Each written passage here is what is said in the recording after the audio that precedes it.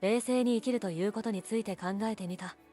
今回も火付真嗣の解説書である中谷真一著初めての火付真嗣をもとにして最近考えたことをお伝えします。前回は食料の不足についてこの本を通して考えてみましたが、この回ではまたいくつかの真嗣を取り上げ、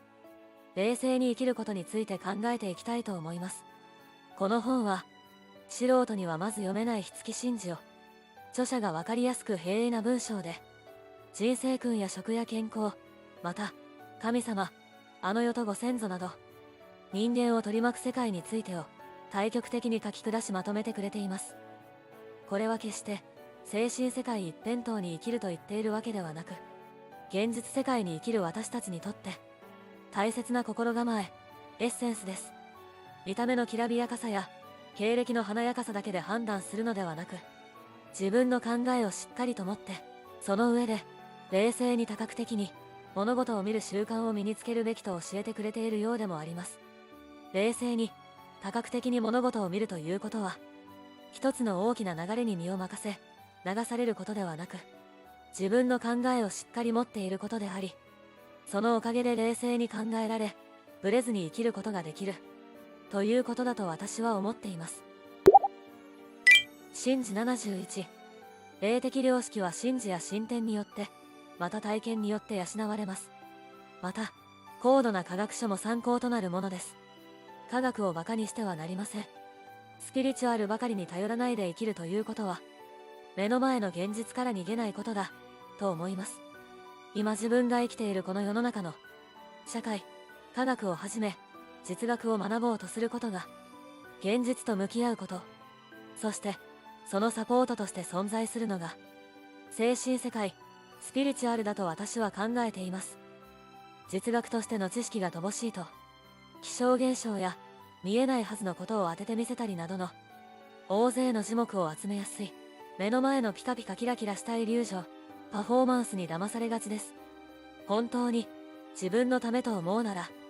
人の言うことに正解を見出すのではなく、自分で仮説を立て、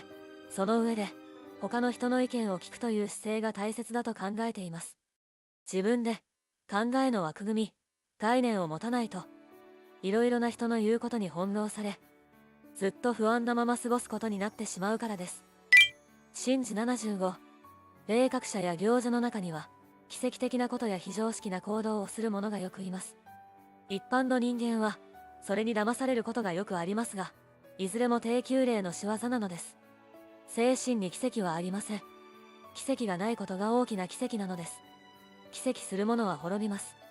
ペラペラ流暢に喋り派手な動きの人がいかにも真実を語っているかのように目に映る場面は数多く存在します。いわゆる奇跡らしい奇跡と言える、目立ってびっくりするものが真実と思い込んでしまい、コロッと騙され詐欺に遭いやすくなってしまいます。美しいものはなぜ美しいと思ったのか、この人の言っていることは本当に筋が通っているのか、感情抜きにしてその美しい理論を眺めてみると、もしかしたら矛盾が見えてきたり、自分の予想、考えから違っていれば違和感として印象に残り、いろいろな疑問点が見えてくるかもしれません。その疑問点が大事で、私はこれがいわゆる直感だと思っています。直感というものは何もないところから突然湧くのではなく、日頃の知識の積み重ねがあってこそ自然と湧いてくる違和感、疑問の類だと考えます。美しい言葉、表現は真に受けないことが大切です。自己肯定感が低いと直感が鈍り、自分の言うことが間違っていて相手が正しいと感情だけで思い込んでしまい、危うい方向に向かって進んでしまう可能性があります。人が見せてくれる分かりやすいものを、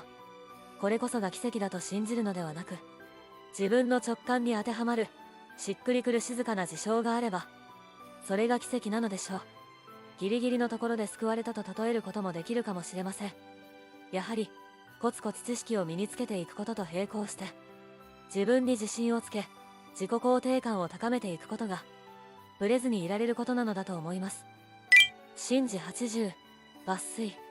目に見えないところからの通信は高度のものほど肉体的には感能が弱くなり暗示的となるものです。ドタンバタン、声で怒鳴り散らすのは下の下です。高度の霊が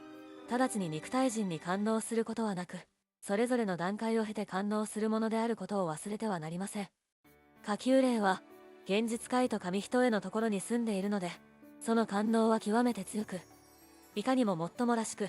人間の目に映るものです。これは言葉でペラペラとたくさんの情報を与えられるのではなく、イメージ、暗示として与えられた情報を自分で解釈することができて初めて、レベルの高い情報に触れられるということだと私は解釈しています。やはりそのためには、ベースとなる知識を蓄えることが必要で、同じ現象を見るにも基礎知識を持っているといないのでは、その解釈の内容が全くレベルの違うものになってきます。冷静でいられることがスキルになる。これからますます大きなうねりに放り込まれているかのような世の中になり、救いを求めるあまり詐欺に引っかかりやすくなる人も増えるのではないでしょうか。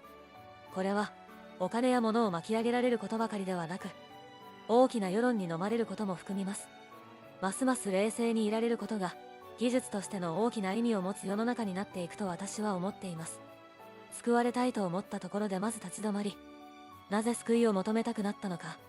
自分にとっての救われた状態とは何なのか、救われたとしてその後どうなりたいかと常に考えておくことが、これがベストな状態なのだと人に教えられるよりも、冷静に確固たる自分でいられることになるのではないでしょうか。目立って大きな世論が正しいと思わされてしまう時代だからこそ、一度立ち止まって冷静に分析することがスキルとして求められる時代になってきていると思います。